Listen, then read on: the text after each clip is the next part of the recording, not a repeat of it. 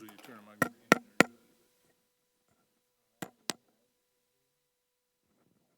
Hello? Bit of technical difficulty, we'll get there.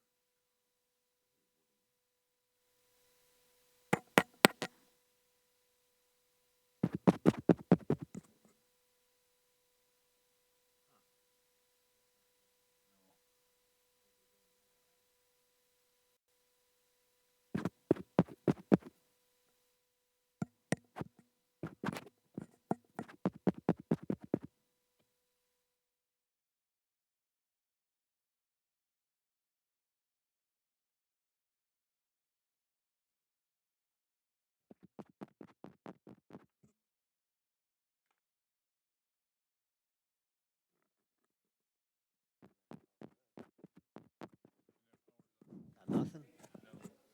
Diane, can you hear me out there? Even though it's red, it's on, right? If it goes on now, it'll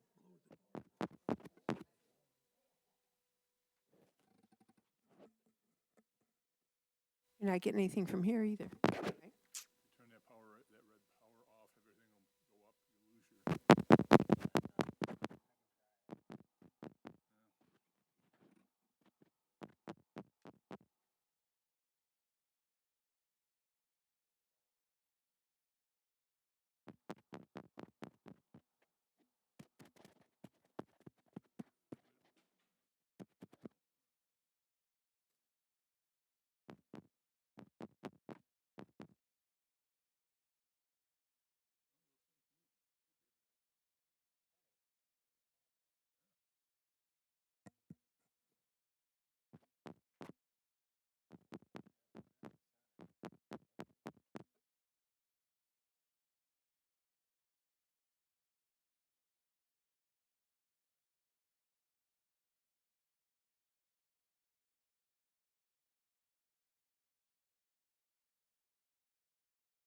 These meetings are recorded for rebroadcast, and they like us to be able to be heard and for you folks to be heard also. Testing 1, 2, 3. Hello? Well, I guess we don't have to hear us as long as they hear us. It says she can hear us, so. Well, that's good. All right, let's go for it.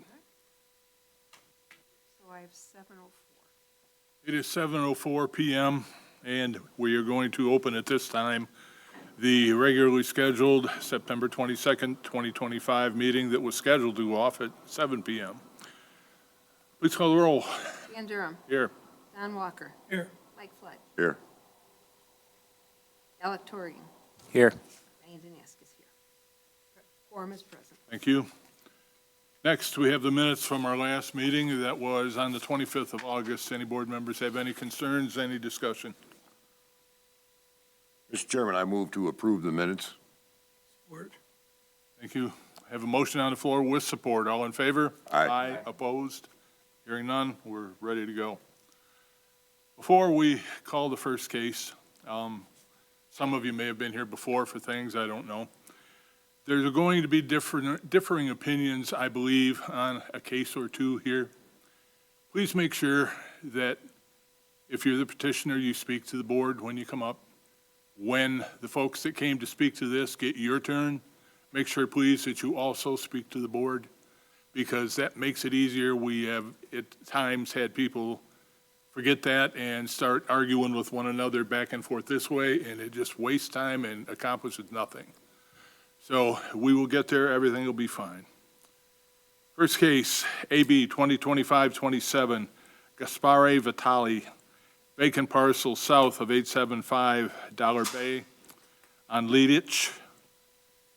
Sidwell number 09-10-206-049. Petitioner is seeking two variances from zoning ordinance 78, zoned R3.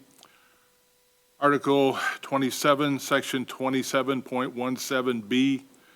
Number one is a 21.81-foot wetland setback variance from the required 25 feet for a residential driveway to be built 3.93 3.19 feet from a wetland. Number 2 is a 22.22 wetland setback variance from the required 25 feet for an attached garage to be built 2.78 feet from a wetland. Do we have a petitioner? Come on up. Introduce yourself, whoever's going to be primary spokesperson. Good evening, I'm Jeff Rizzo with Fenn and Associates. We're the land surveyors and civil engineers for Gasper Vitale. You need our address? Please. 14933 Commercial Drive, Shelby Township, 48315. Thank you. If you would let us know, please, what you are attempting to do there or would like to do. So basically what we really would like to do is just build a single-family home. Excuse me. As you can see, the site is inhibited by, wetlands, and then when you add the 25-foot natural feature setback, it really doesn't allow for adequate access, and it takes it away from a good portion of the property. But we feel, even with these conditions, we can still work in a driveway. The builder's able to design a house that will fit, as shown, and we are confident that we can get, a decent-looking home, with what we have to deal with. So, we're asking for just some leniency, with the buffer, we'll stay out of the wetlands, and hoping that we can get an approval from you guys. You've been there many times, I assume, And where? to the site? I personally haven't been there, but our field crews have been there, and Okay, well, that was a mistaken impression. the builder's been there. Why I ask that is we haven't had a lot of rain this summer, and when I went by there, it appeared to be low and heavily green, meaning there's water in there from someplace. If you intend to put a driveway through that area, are you going to have to backfill it? We haven't done the design plans yet, but I would imagine there'll be some earthwork and backfilling and building of grade, but we would make sure we stay out of the wetlands. Okay, thank you. Board members.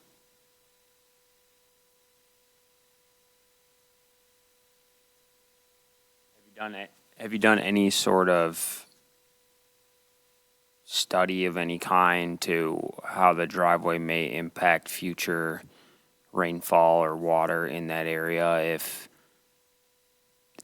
a driveway and potentially a garage are placed there? If you'd like, Go ahead, yeah. if you'd like to trade off, whenever you step up, introduce I yourself can, with your yeah. address. Hi, I'm Gasper Vitale, owner of the property. Nice to meet everyone, and thank you for the time this evening. As it relates to the property, upon purchase, one of the concerns was, driveway access to it. So, and working with Tammy Gerling and Lynn at them, they said, one of the main things is making sure the road commission, well, there was a big dispute on who owned the road there, right? Because there already is an existing road there that was already pre-designed, but they didn't know if it was Orion Township or if it was the road commission that Let owned me the property. interrupt 1 second. Are you speaking of Lightitch Drive? Lightitch Drive, yes. Thank you. Yes. So, done a lot of due diligence over the last 6 months. Originally, road commission was saying, nope, it's not our property. When the signs are white and black, it's private. When they're green, they're road commission. After some back and forth with the attorneys, they did verify that the road there is controlled by the road commission. So Lynn and Tammy said that they suggested that, we seek approval from the road commission before even coming to this meeting here. So we did that for about 3 or 4 months. Finally, road commission did grant us the permit for it. You guys should have it. So the permit was approved just a week or two ago. And they treated it more like not a main road, but like a drive access to a property. With that said, There is specifications on how to build the road, like what stone and what type of fabric and such. They didn't specify any additional requirements for stormwater retention, right?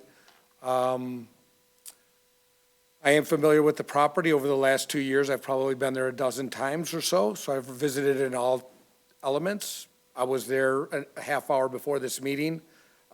Obviously, this time of the year, it's going to be drier than most, so it's holding zero water right now. I do understand that I was just informed that there was a water issue from a neighboring property owner, said that, at times of the year, there could be water at that low area. So, to answer the question, no, we haven't actually done a study.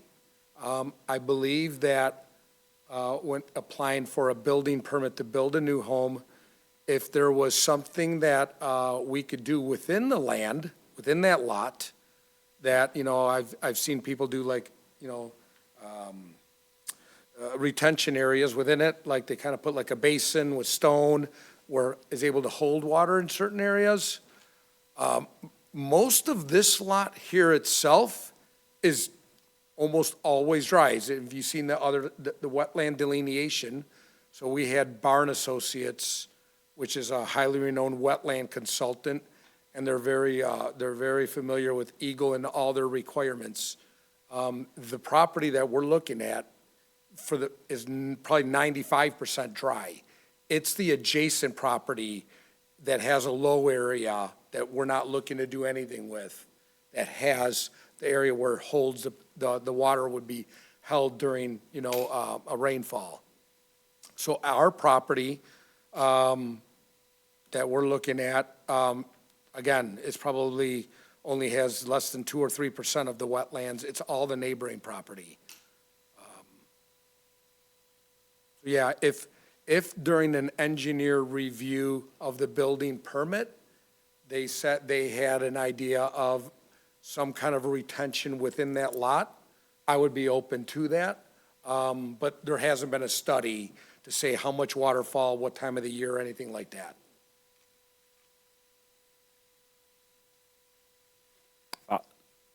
Please. Follow-up question to that. If the driveway is built with the setbacks requested, how confident are you that a home could eventually be built on that lot without the need for any additional setbacks, or also avoiding the wetland area to avoid potential flooding to other properties in that area? I'm very confident. Just a year ago, we went through this process with another property. So our company's Vitality Real Estate New Homes. We build new homes in the area. We're building new homes right now in Lake Orion. I just went through this process a year ago on a customer that we had to go through the same process. But they actually had to cut through the wetland. We're not asking to go through the wetland.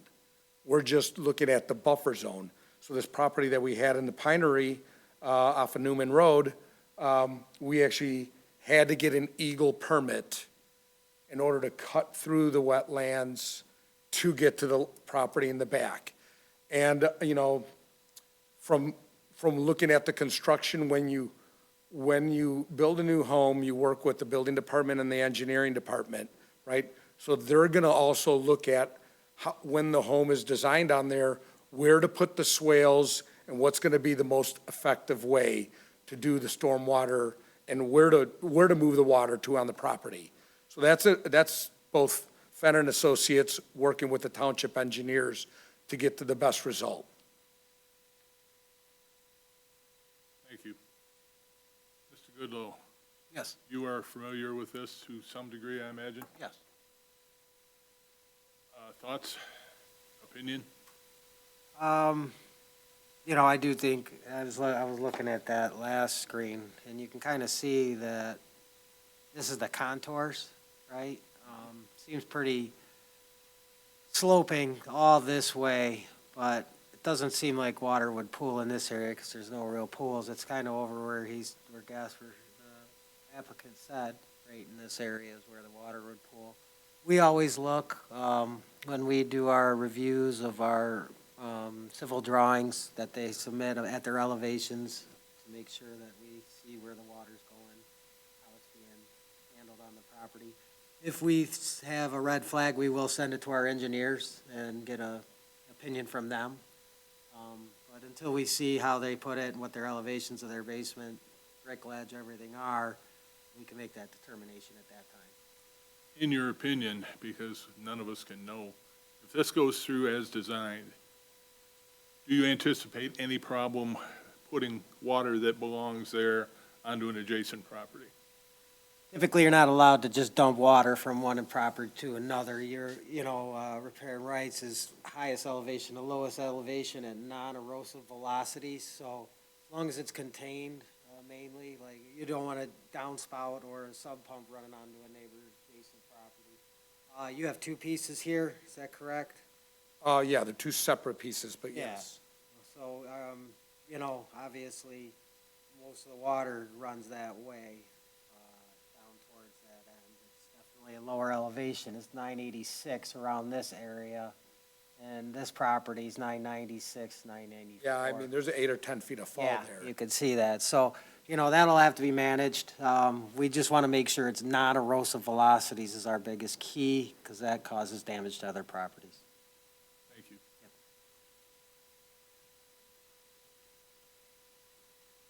One more question for you. Normally, when people come here, they had to come here before they could go to the next spot. If you are successful tonight, what is your next step?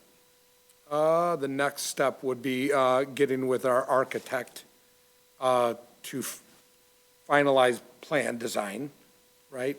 After plan design, then it would go to engineering, our internal engineers. Then we would go get the road commission permit, and then apply for a building permit, and then go through the normal building permit process. And there's a lot of clerical involved in that, right? In order to just apply for a permit, you need to have engineering, the plot plan, you need to have energy documents, heat calculations. So there's a lot more to the steps. But that's, the step would be a process path to a new construction home. Okay. Board members seem to be thinking it over, so why don't we have the first person from the audience that came to speak to this? I have one question. Well, hold, go ahead. Have you done any research or discussed with any of the engineers or architects on whether a home could be built on the lots right now without any of the setbacks? It cannot without the access and setbacks, no. Okay. Okay, let's take the first person from the audience. Come on up. These gentlemen will yield the mic. Introduce yourself.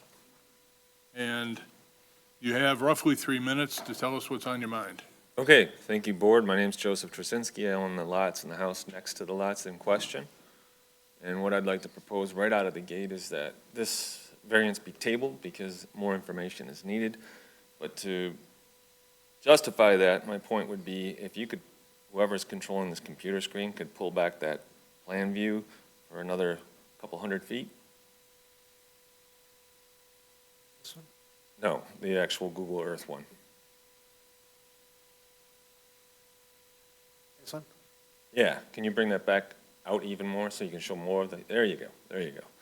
So Lighted Street, Pine Tree is about 25 feet above my house, right? Years ago, before we all built out houses, all the water that would land on that land would all go down to the lake. But all those houses you see around in that circle were all built up to stop that water from coming into their houses, into their sump pumps. The dead end now is the lots that Gasper has purchased, and all I'm saying is that to date, I haven't heard a remediation plan that would take care of the fact that for 60% of the non-frozen year, my neighbor, Mr. and Mrs. Burkhart's whole front lawn is filled with water. And any kind of building or backfilling is just going to make that worse. I feel bad for Gasper and his crew because, as you can see visually, this is like the kicking the can down the road till we got to the last spot where you could put the can. And now we're talking about that being the secondary lot, which could be fine, When they built Tire Warehouse, they made them put a big retention pond next to it to make up for the fact that they were displacing all that wetlands. I remember that.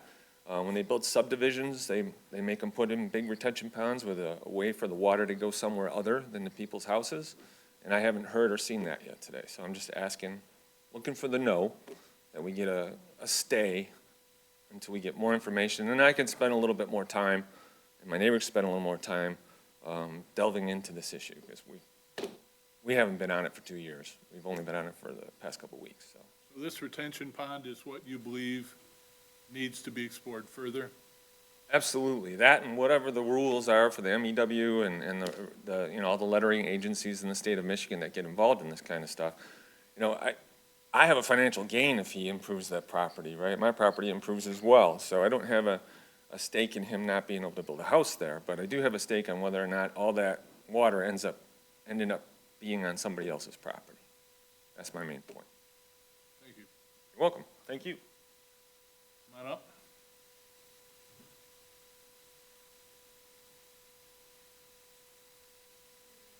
My name's Cecilia Burkhart, and my husband, who's sick, we live at 480 Shady Oaks, which is the log home. Speak right up because they have to record us in that back room. Okay, Pull that microphone down a little bit. okay. There you go. Start again? We're fine, go ahead. Okay, right. Along with our neighbors at 455 Shady Oaks, we likely have the greatest impact on the variance if it passes, without addressing the wetland. As mentioned in your report, wetlands might mitigate the rain overflow. The pictures in the variance requested are from August 15th of 2024. The pictures we are showing you today are from spring and summer of this year. We have lived at 480 for 36 years and have seen a significant increase in the flooding on our property since the building of the home at 439 Shady Oaks. Also, our property attaches to another wetland on the opposite side we share with 496 Shady Oaks and a resident on Leedick Street. At times, the water is high enough that both sides meet. When that occurs, 496 has a crawl space, and that water needs to be pumped out. According to the regulations with Eagle, the wetlands A and B are 500 feet from Lake Orion. A permit would be required from Eagle to fill the dredge or place structures within the wetlands. So my questions today are, what are the plans to address and rectify this issue, which I think has been discussed somewhat, and who are accountable for the flooding if it goes forward? If this doesn't work and we're still underwater, where does that leave us and our neighbors? The water issue will become ours, is basically what it is. So I do have some pictures that I brought, if I can bring them up.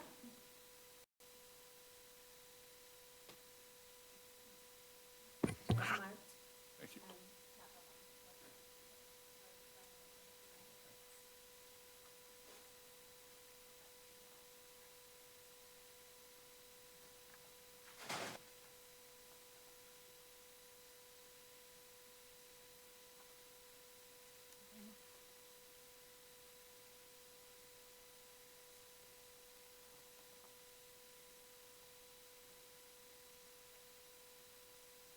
These look awful early in the year with no snow melt or anything, or no And leaves that's on it. April, one's April of this year, and so after the thaw, and just a rainy season, and the other one is June.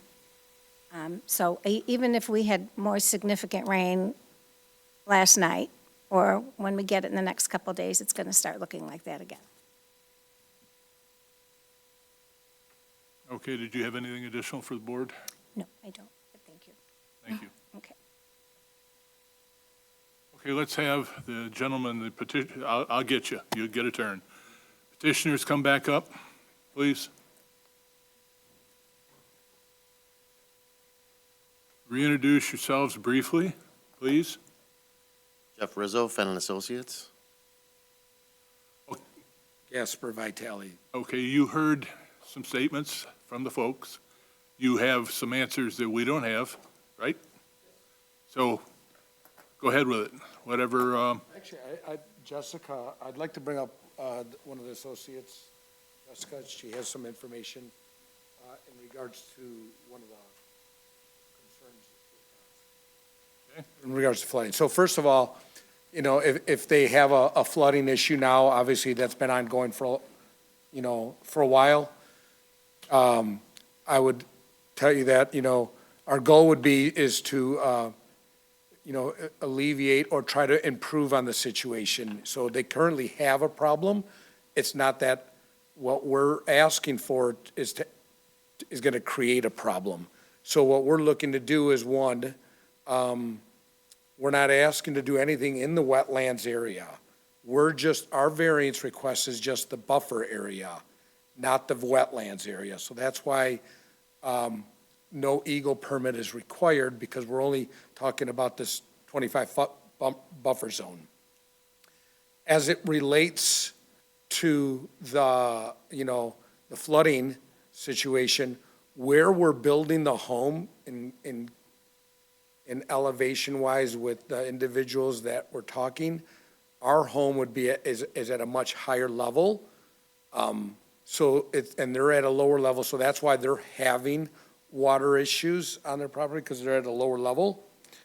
But Jessica had some ideas, and that's what I had commented on earlier, was that, you know, certain townships in certain areas, you're able to create something within the property that helps alleviate water situations when there's not a storm system. So, you know, we build in a lot of different communities. A lot of times those storm systems are already there. You're able to tap into it. This situation doesn't seem like Orion Township has any storm there. I would even ask, you know, with the engineering department, if they have any, you know, future plans of stormwater, because of, regardless of my situation, they're having a situation with flooding now, regardless of what we were proposing. I believe that what we propose will benefit their situation if we're able to do some kind of a storm system within the lot and building it, and to alleviate, you know, added water going onto the neighboring properties. So I'll turn it over to Jessica here. Hello, I'm Jessica Sutter, engineer at Fenn & Associates. So much of what Gasper was saying, one of the ideas we had for the stormwater from this lake, because as we were saying earlier, the site pretty much drains from the back to the road. And we don't want, you're not allowed to just drain your water off-site onto anyone else's property. So what we could do is a leaching basin or a dry well. We've done them in several other locations where there's not a storm system we could connect to. There's not a storm system here. There's nothing in front of the site and in the street. I believe there is one on Shady Oaks, but it's not anywhere near our property where we could reach it and connect to it. So I do have a little detail of it I can show you guys. It's pretty much just maybe a 10 by 10, 20 by 20 hole that you dig, fill with stone. You have a catch basin in the middle. It's perforated. It gives the water somewhere to go that runs off the surface, gets it underground, lets it absorb back into the groundwater table. All we can really do for their problem is not add any of our stormwater runoff through the street and continuing downhill onto their property. So when we get to the plot plan, the engineering design of the site, that would be something we would definitely want to consider doing in order to keep our stormwater on our site and not flood out anyone else. As far as the flooding and that's currently on the site, because of the wetlands, there's not really anything we can do. They're wetlands. They have to stay wet. Eagle, they are regulated by Eagle. We don't want to touch them. So we really can't drain the water from them without an Eagle permit. That would be like a big no-no for the state. Even filling them up, like we can't, they're too big. We can't fill the whole thing. Eagle doesn't allow a permit for that much wetland fill. So we can't really alleviate the flooding that's currently going on site. But did you guys want to see the detail that we have of the basin? Sure. bring that up to you?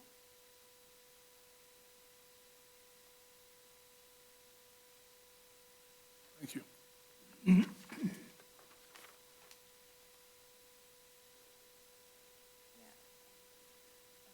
Yeah, and hopefully that helps alleviate some of the questions. Obviously, we Question for you while you're there.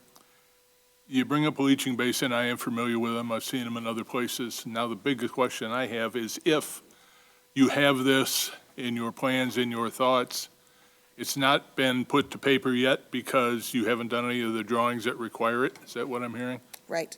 We didn't want to get to the cart and, in front of the horse. We wanted to come here first before we started designing plans and getting everything in the works if, that's- What if that were a hard condition on you being successful tonight? That would be up to Mr. And Vitale. I don't know whether it'd be up to the board, it's not my business. But if they said, we kind of like it, we'll like it better if you include this, are you willing to move? Oh, absolutely. And to add a basin like that, onto the property would be an easy decision for us to absorb that cost if that's going to help the situation. Can we bring the plan back up? I'm sorry to interrupt you. Sure. If Mr. Goodloe can do it. Put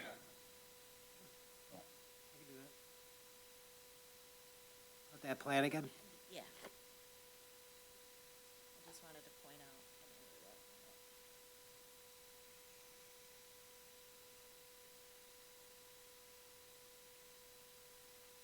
If it looked like that, then you need hardly any variances.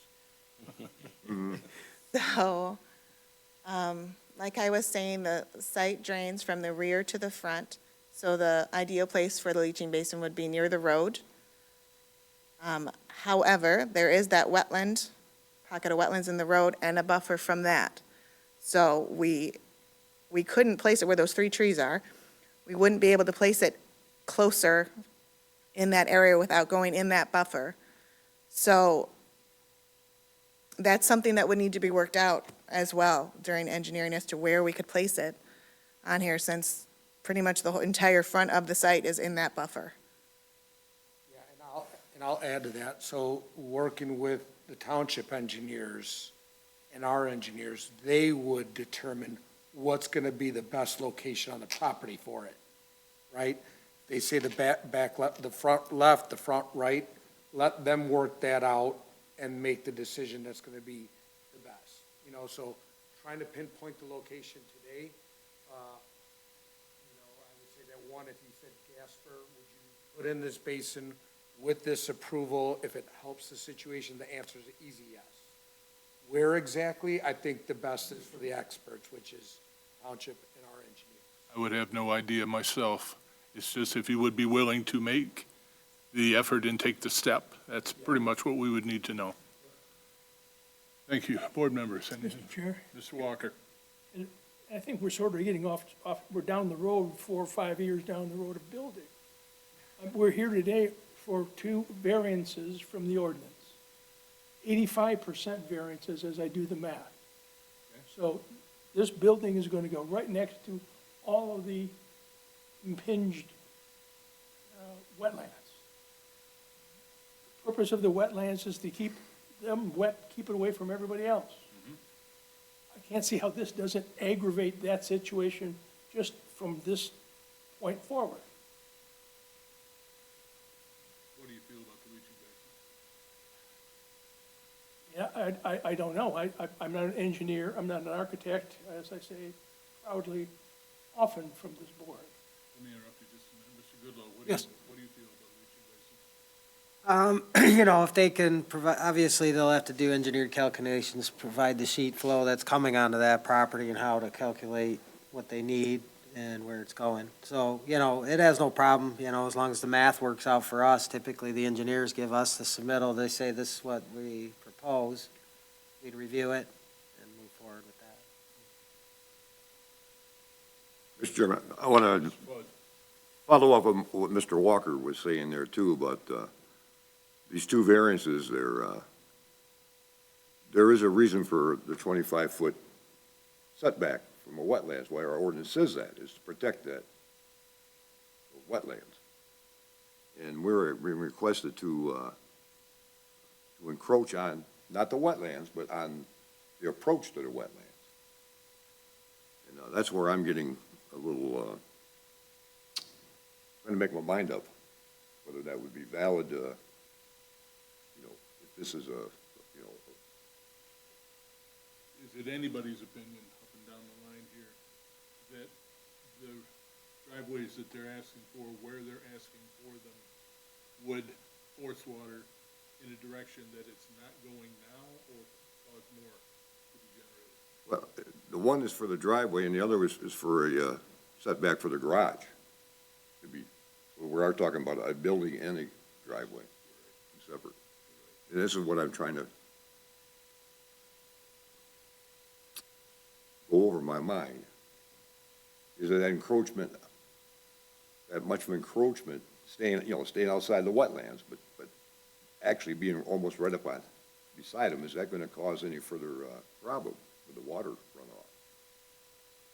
And I've heard, engineers will tell you this and that, and this and that. They're not encroaching into the wetlands, but they are encroaching on the approach to the wetland.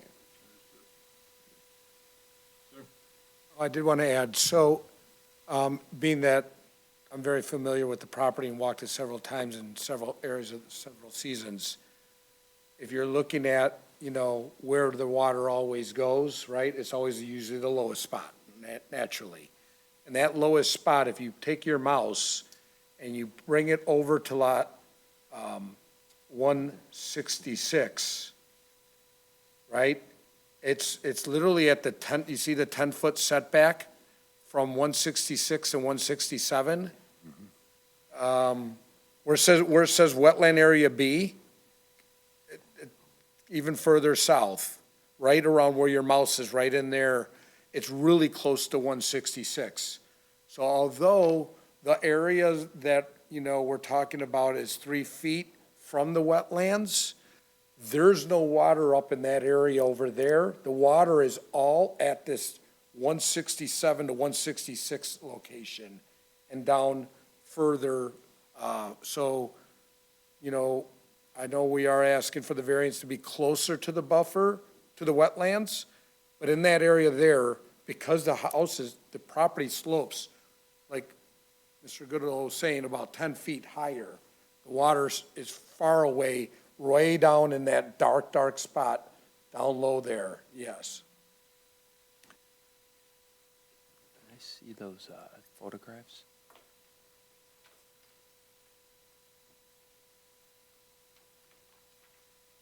So one question, and when I look at the plans here, I think the little flower-looking marks are the trees, correct? So, I mean, right now where you've got the proposed house, the proposed garage, and the proposed driveway, I can count 25-plus trees being removed. I mean, do you have any idea how that's going to potentially impact the flow of water to different areas now that essentially all the natural blocking that's currently there is going to be gone?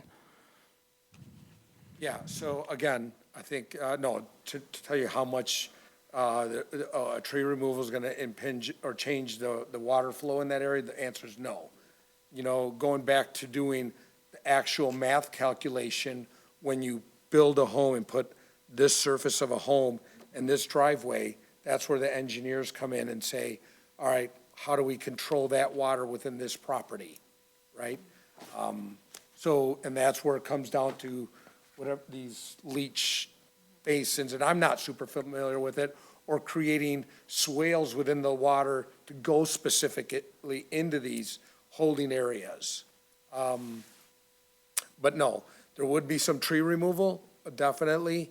But I also think through engineering is where you do the calculations and you have the math to say, all right, we're doing this, we're changing this, and now we're bringing water to these specific locations, and what elements need to be added on the property in order to retain it.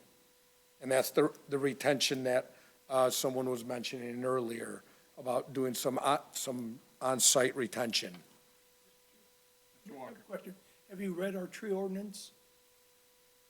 I have not read the tree ordinance. Did you know we have one? Yes, I do know. You haven't read it. I have not read the tree We're ordinance. replacing trees you cut down. You have no idea what that says. No, I have not read the tree ordinance. Mr. Naskis? You're asking for a three-car garage, which moves it much closer to the wetlands. Is a three-car garage necessary, or would a two-car garage suffice, which would move it farther away from the wetlands? So that's a great question. No, is a three-car garage necessary? Is a two-car or is a one-car, right? Everyone loves a garage, and the larger the garage is, the better it is. So for value and selling of the home, it definitely benefits to have a three-car garage.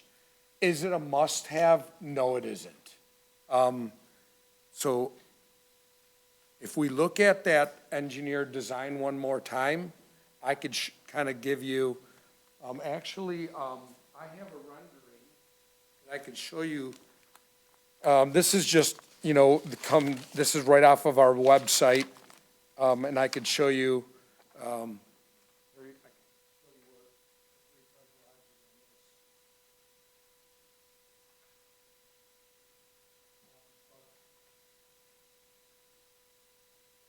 go to back to the other plan. That one, yep. So the three-car garage, the garage is in the front right corner. See where it says Unex? And the area that's bumping out to the right from where the house is, that's the third-car garage portion. So, It's the opposite of this. yeah, that's just a flip drawing, correct. If you flip that, the garage would be the garage is on the left, right on this plan, it's on the left on there. But that's a concept of a drawing, not the exact home, but something that we would build and what we build a lot like. But to answer the question, I think it doesn't need to be a three-car garage. But if that made the difference in the decision tonight to say, moving it from a three-car down to a two-car, and now we're moving this from being, 3 feet away where the home is to, call it 7 or 8 feet away maybe, or 10, I don't know what it would be exactly. I do understand, and it does make sense if that is a concern for the board, being that it's only 3 feet, and if going to 6 or 8 feet or 10 feet would, alleviate the concern. I understand that, and I'd be willing to make the plan modification with the architects and the engineers. Okay, I ask you folks to relinquish the mic for a minute. I owe the gentleman on the aisle 3 minutes of public speaking time. Okay? He'll come up, you guys just sit down if you would. Okay. Couldn't forget you after telling you I wouldn't. Thank you, because I don't want to miss the Lions game, the start of it. So I'm just here to support the Burkharts, long-term neighbors. I live across the street at 467.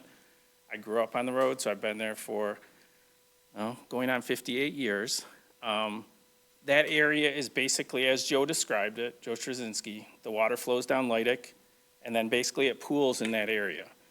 So it's not just when it's melting. Basically, with these intense storms we've been having the last couple of years, we get an intense storm.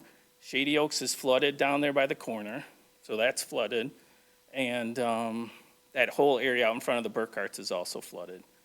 I guess my question would be, where they put the driveway in, are they changing the elevation? Because it would seem to me, if the natural flow has come down Leidick through that area, then that's going to help block the flow to the low area on 167 or 166. And maybe that's not applicable because they only have to worry about the runoff from their lot where they're building. But I do think for the board, it's just a concern for a longtime resident that area has always had water. The water has gotten, the situation's gotten worse as they built more homes. And I don't know if this is going to exacerbate the situation, but I know you always have to control the water on your own property, which is, it sounds like that's what they're trying to do. But when they put this driveway in, are they raising that elevation? It's then going to create a dam that's going to flood the Burkharts worse. So that's my concern, so thank you. Do we have anyone else in the audience who would like to speak on this matter? Okay, folks, come back up if you'd like to, the applicant. And while they're getting up, I have written paperwork from Mr. Trzynski, Joseph Trzynski, and from, oh, I saw it a minute ago, Andrew Knudsen. I have them, their written communication, which will be part of the record for the meeting tonight. Board members, anything for these folks? I would, at this point, tell you, you have a couple of options. You can go with what you came with. You can go with, this is what I want, I have to have this, it's this or nothing. Or you could get a feel for the temperature in the room, whatever you determine that to be. And I will say, from my standpoint, it seems like there is possibly some holes in your presentation, the tree ordinance being one of them. It's hard to answer whether water will be affected by removal of trees without knowing how many you're supposed to put back in. That's just the first thing that came to me. So it seems like there's some holes that you may benefit from withdrawing and filling. At that point, you will have not gotten a no. You will have gotten a, we'll have to look at it when you get ready again. They gave me a list of dates that we could postpone a meeting to if we had a case tonight like this. And I did what I always did. I lost the meeting and the piece of paper, so I don't have it. This gentleman has it. Mr. Chair. There we go. You got a sec, Mr. Chair, when you get a second, apologize. Just a couple comments when you get a second. For you? Yeah. Oh, okay, that's good. It would be October 13, 27, or November 10. Those would be 3 dates. So you do have that option too. And that will be totally up to you. Ms. Goodlow. Yes, first thing, the tree ordinance is not really applicable on this property because of the size and the residential scope. It really doesn't touch on that. It's a bit of a contest. And then I think you made a great point. The 3.19 foot on that side, just getting a lawnmower through there. And dealing, it's not you, but potential homeowners coming in, they'll just drive through that and then, you know, they could be, because the object is to not disturb the wetland. That's what the variance is for, is we do not want to disturb that. And I think 3 foot would be a little tight. So I think you made a great point about that third car garage. That was just my comments. What do you think? So, without knowing the tree ordinance, you know, I have mixed feelings right now because, Well, Mr. Goodlow, I'm sorry to interrupt you. Mr. Goodlow basically said that that is not going to be a factor here. so if the tree ordinance is not a factor, then I would be comfortable with a reduction. You know, we would go back to our architect and change it from the 2.79 to a design that would be of, you know, more than, call it 7 or 8 feet from that wetland corner, from the construction of the dwelling. So then that would leave, and from what I've seen, right, a lot of homes in Lake Orion have their building right at 5 feet from the lot line, right? You got the air conditioner, you're scooting by to get by it. So I would say that if we can increase it more than 5 feet, right? Right now, there's a lot of dwellings that are 5 feet from the property lines. So if we take it to, call it, you know, where it matches the minimum of the what's the other ordinance? 3.19? So over 5 feet. So 5 or over 5 feet, then I would be comfortable with making a change to the plan if the board says, yes, we'll accept, you know, call it 5 feet or 6 feet from that wetland corner. And that's the bottom right corner of the garage is where I'm notating it. Here's where we get into trouble. People, or applicants, over the last few years, this comes up occasionally. And while we'll agree to do it kind of like this, I don't like to work on the fly, because you need to know exactly what you're agreeing to, and we need to know exactly what we're Got it. approving. With the dates in October, and again, it is up to you, it is none of my business, I'm just throwing it out there. Yep. You could conceivably be back here in a month with your updated everything. We will be able to look at it again and render yea or nay at that time, Okay. if that's the way you decide to go. Mr. Claude? Mr. Chairman, if the applicant decides to go that avenue, I think the gentleman had a great, the public speaker on what's the elevation of the driveway, you know, compared to what the elevation of that property is now, avoiding the, you know, a dam situation, damming the water. I think that would be helpful for me also, to know that information. If the applicant so chooses to go readjust his figures. Yeah, so I mean, to me, I would say tabling it, so we can have more information. I feel it'll also make, you know, the room, along with the board, more comfortable having more information to make a decision on. If the board feels like it's gonna be beneficial in the decision and us moving that distance away from being 3 feet on that one corner of the garage, then we can make that modification and revise the plan. Also add some elevations to the driveway and such, so that we have some better numbers. So am I hearing you wanting to move the case away from tonight and bring it back on another day? Yep. Okay, I gave you 3 days, here you go, just in case. We got the 13th of October, the 22nd, the 27th of October, and the 10th of November. Mr. Chair, may I ask a question, first? Please. And it might be a question for Mr. Goodall. The dotted line that says the 25-foot natural setback, what is the impact of that on the building site? I didn't hear the question. The dotted line that goes diagonally through the property, what's the impact of that?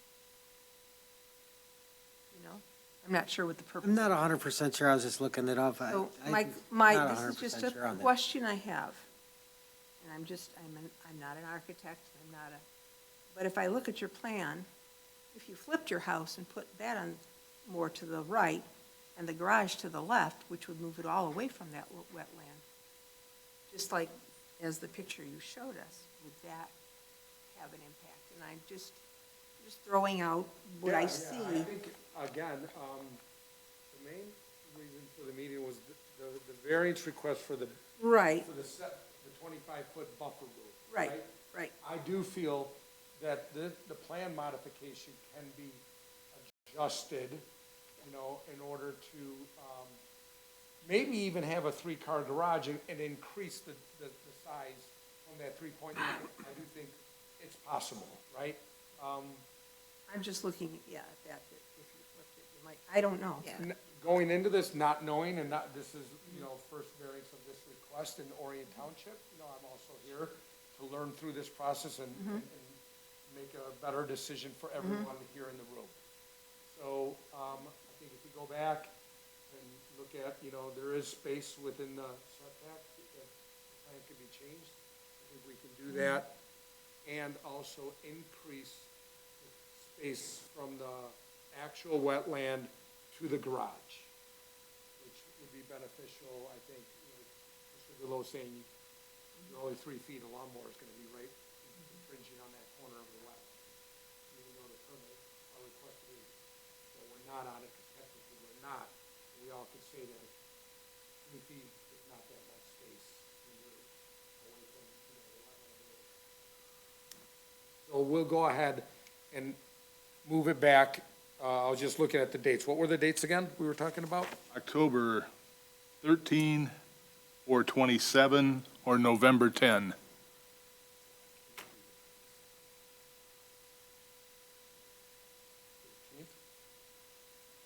Make sure you give yourself enough time. When is the submission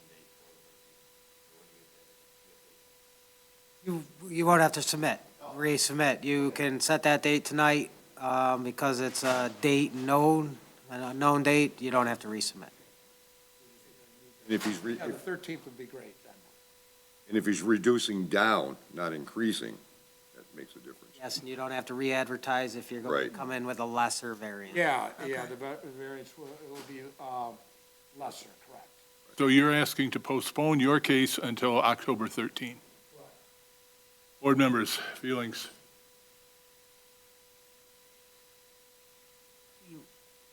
Mr. Chairman? Just say, do we need a motion? Yeah, we need a motion on that. You want me to make the motion? Please. And this is per the applicant wanting to postpone so he can reconfigure, possibly for a lesser variance request. In the case of AB 2025-27, Gaspar Vitale, vacant parcel south of 875 Dollar Bay Drive on Lidditch Street, parcel number 0910-206-049. The applicant is requesting to be postponed until October 13th, 2025 ZBA meeting.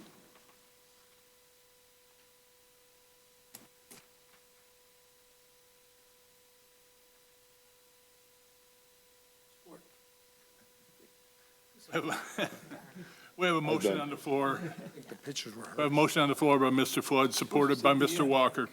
Any discussion by the board? Seeing none, please call the roll. Dr. Egan? Yes. Diane Daneskis, yes. Don Walker? Yes. Mike Flood? Yes. Dan Durham? Yes. Motion passes. For tonight's purposes, that's the right decision. Oh, yeah. We'll see you again. Thank you. All right, take care. Alliance. You'll want to get back with the Planning and Zoning Department and, Yeah, I'll reach yeah. Next case, AB 2025-29, Jared Harper at 1555 Hillside Street, Sidwell 09-09-477-036. Petitioner is seeking two variances from zoning ordinance 78, zoned SE, Article 27, Section 27.02A8.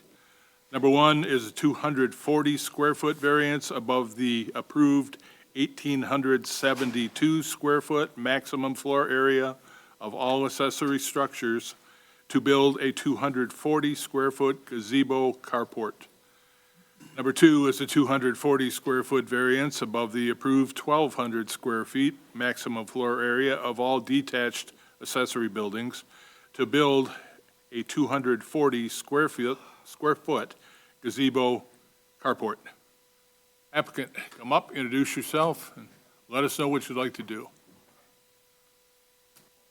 Good afternoon, everyone. My name is Jared Harper. This is my wife, Carolina Harper.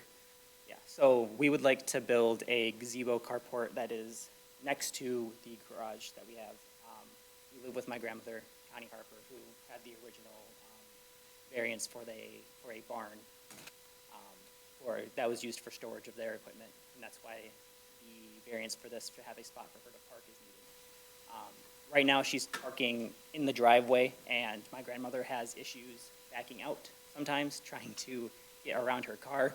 So first part of the plan, which is already in motion for those that have gone to the property and saw, is digging out an area for pavers for the car to come around and go in and have a spot to park. At the same time, I'm also doing some work to improve the drainage. So there's a channel drain being put in because we do have an area on the driveway that kind of pools up. We're trying to push some of that away. That's not part of the variance. But what we'd like to do is have on that paver area be a gazebo / carport so that in the summer is a space to kind of hang out, and in the winter be a blocking area so she doesn't have to wipe out her car in the snow. Thank you. Board members. Mr. Chairman, Mr. Flood. sir, and your wife, read through the packet there, and the reason you need that, some of the other variances for the maximum floors, because at the time that the pole barn was granted its variance, this type of language was not in our current ordinance. And now subsequently, since the ordinance is updated with this type of, that's why you have to have all that maximum, the additional maximum Right, yeah, Lynn was explaining that to me. floor for the structure, yeah. So in essence, you're really looking at a 200 square foot variance above the approved. Yeah, it's one 1,800, structure, even though right. it's broken up into two variances.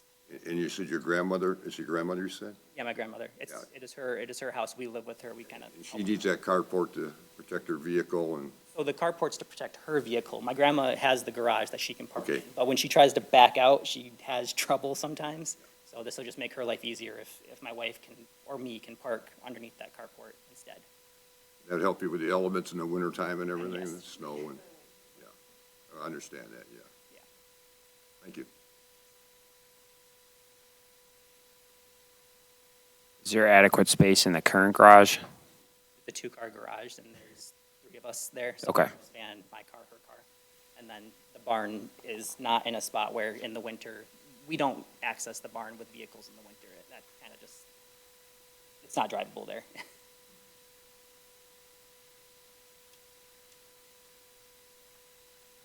And the barn, is your barn the one that had the temporary, there's like a temporary carport there as well, or is that your neighbor's? It was difficult to tell when I went there. There's the barn kind of behind the house, slightly up the hill.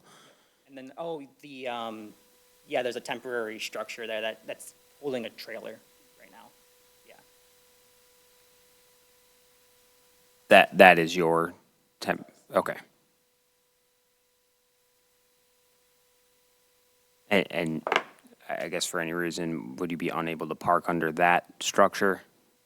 So with that one, again, like I said, the area to get back through that, it's not something that we want to be driving on the grass. I am capable of shoveling and plowing the driveway area, and I have my grandpa's, his snow blower. I've attempted to clear out that area so that the barn is accessible in the winter, and I've never been able to accomplish that. It's very difficult to get through there. It's a little bit uphill, and the snow blower can only do so much.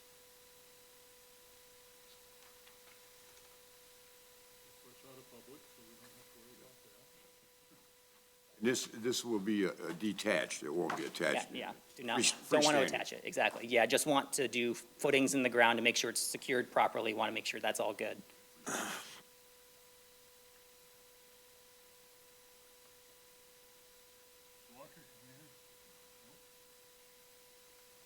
additional by the board, we can stand for a motion if somebody was here to.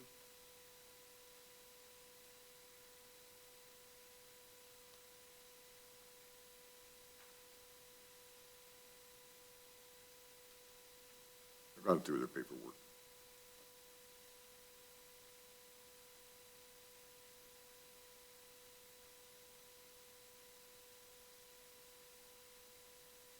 They keep telling us they're gonna make these motion forms less complicated, but it doesn't. Oh, but it's still just a long form to go through, yeah. While we're waiting, how long have you lived in the community? So I started living with my grandma in 2019, right after I graduated college. I started living with her. I got a job at GM. Sorry, Don, I am an engineer. But at GM, and that's when COVID hit. We lost my grandpa to COVID, so it turned into them giving me a good living situation to me helping out my grandma. And after that, I've been working at GM for a couple of years. I met my wife, Carolina. She moved in with us, and we both kind of help out there and live there. It's kind of mutually beneficial for us. Honestly, didn't plan on staying at my grandma's for as long as we have, but now that's become the situation. So sorry for your loss. It's an impressive piece of property. Yeah, very nice.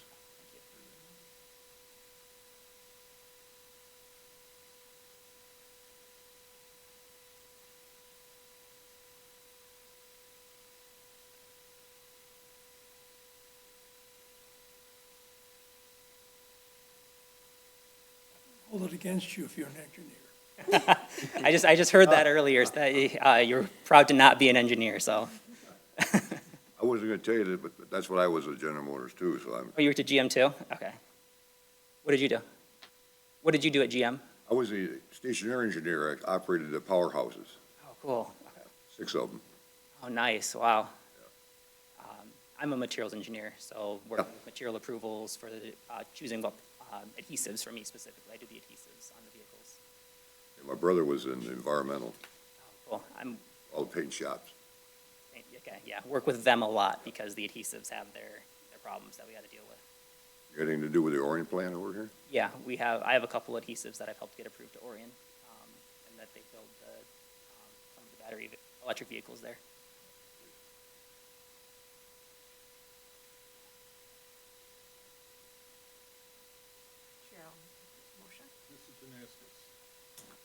In the matter of ZBA case AB 2025-29, Jared Harper, 1555 Hillside Street, Sidwell 09-09-477-036. I move that the petitioner's request for 2 variances from zoning ordinance 78, zoned SE, Article 27, Section 27.02A8. 1, a 240-foot square foot variance from above the approved 1,872 square foot maximum floor area of all accessory structures to build a 240-foot square foot gazebo/carport. 2, a 240-foot variance from the approved 1,200 square foot maximum floor area of all detached accessory structures to build a 240 square foot gazebo/carport be granted. For an application date stamped and received August 22nd, 2025, because the petitioner did demonstrate that the following standards for variances have been met in this case, and that they set forth facts which show that in this case, the petitioner shows the following practical difficulty.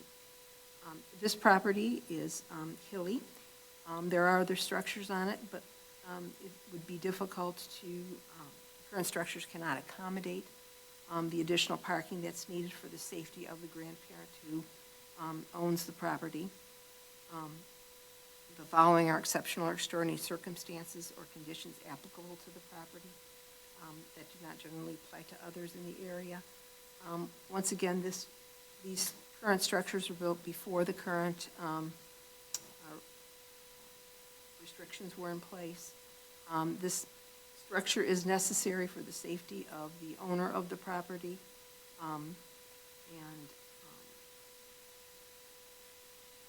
again, other structures cannot accommodate the parking for the person.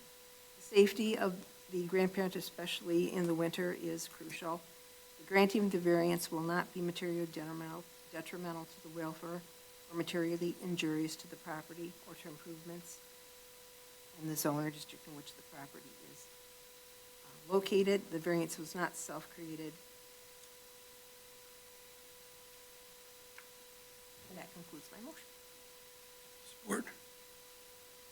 Motion on the floor by Mrs. Danaskis with support by Mr. Walker. Anything additional by the board? Seeing none, please call the roll. Mike Flood. Yes. Don Walker. Alec Kerrigan. Yes. Diane Danaskis, yes. Dan Durham. Yes. Motion passes. You're all set. Thank you very much. Good luck to you, folks. Thanks. Hey, thank you for having to be the second one after a long one. Yeah, honestly, seeing that made me feel a little bit better, because like, I don't think ours is gonna be as complicated as that. It actually calmed me down a little bit, but I was like, okay, now we can go and again, go watch the Lions, so. Yeah, All right, everyone, have a good day. thank you. Good night. Public comment, we don't have any. Communications, anything by the board? We just in your packet about the joint meeting, December 11th. The Board of Trustees and Planning Commission, ZBA. Has it come through on an email yet? No. No? Just the letter That was, survey. Okay, Ms. Walker, any? Couple of things. One, I'm going to read the 5 standards for granting a variance, a non-use variance, to my board members who apparently forgot what they are from that first case. No, I'm not going to do that. Secondly, I'm going to say that the wonderful Orion Library book sale starts tomorrow. Please come, bring your dollars, lots of sales, support us, support a great institution in that library. A worthy one for sure. Member comments, any freelance, anything? Seeing none, motion to adjourn. I move to adjourn. I'll support. All in favor? Aye. Opposed? Seeing none, we're done. You mad at me about the trees?